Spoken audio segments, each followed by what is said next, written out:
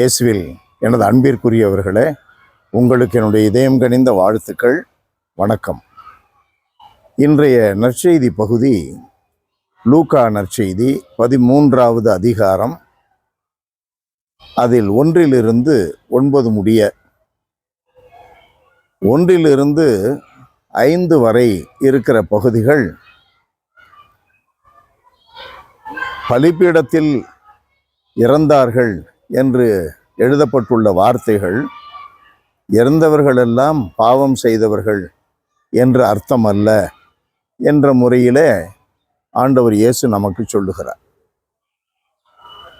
அன்பானவர்களே, நாம் யாரையும் தீர்ப்பிட முடியாது, தீர்ப்பிடக்கூடாது. அவர்கள் உள்ளத்தை ஆண்டவர் மட்டும் அறிகிறார். நாம் மேல்வாரியாக மனிதர்களுடைய தோற்றத்தை பார்ப்பதன் வழியாக 1 சாமுவேல் 16வது அதிகாரத்திலே நாம் வாசிக்கிறோம். அதில் ஆண்டவராகிய கடவுள் நமக்கு என்ன சொல்லுகிறார்? 7வது வார்த்தை, மனிதன் தோற்றத்தை பார்க்கிறான், கடவுளோ அவனுடைய உள்ளத்தை பார்க்கிறார். ஆகையினால் நாம் தீர்ப்பிடக்கூடாது. அந்த கருத்தை நாம் மனதிலே ஆழமாக பதிந்து வைக்க வேண்டும். 2வது, ஆண்டவர் சொல்லுகிற உவமை, அத்தி மரத்தை நட்டு வைத்திருந்தான், ஆனால் கனி கொடுக்கவில்லை. 3 ஆண்டுகளாக சுற்றி சுற்றி வருகிறான், கனி கொடுக்கவில்லை.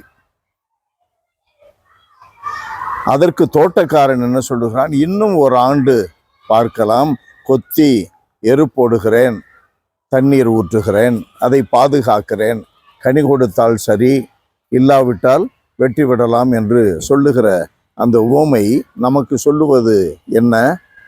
நம்முடைய வாழ்க்கையிலே கடவுள் கொடுக்கிற வாய்ப்புகளை பயன்படுத்தி கனி கொடுக்க வேண்டும். தினந்தோறும் ஒரு வாய்ப்பை கொடுக்கிறார். தினந்தோறும் சில வாய்ப்புகள் நம்மை தேடி வருகின்றன. தினந்தோறும் சில வாய்ப்புகளை நம்மால் உருவாக்கி கொள்ள முடியும். எதற்கு?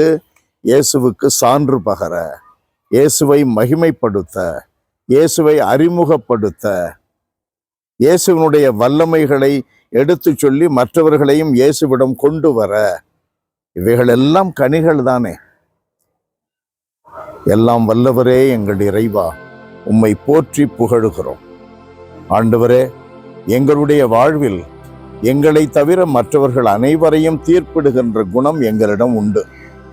தீர்ப்பிடாதே, அதே தீர்ப்பு உனக்கும் வந்து சேரும் என்று சொல்லுகிற உம்முடைய வார்த்தைகளை எச்சரிக்கையாக என் உள்ளத்திலே ஏற்றுக்கொண்டு, ஆண்டவரே, என்னை நான் தீர்ப்பிட்டு கொண்டே என்னை தூய்மைப்படுத்திக் கொள்ள எனக்கு அருள் தாரும். மேலும் அன்பின் கடவுளே, உயிருள்ளவரே, உமக்கென்று நாங்கள் கனிகள் கொடுக்க வேண்டும் என்று எங்களை நட்டு வைத்திருக்கிறீர்.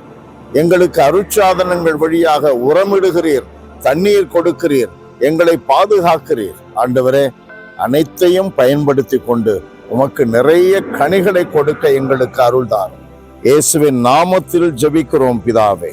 ஆமென், ஆமென்.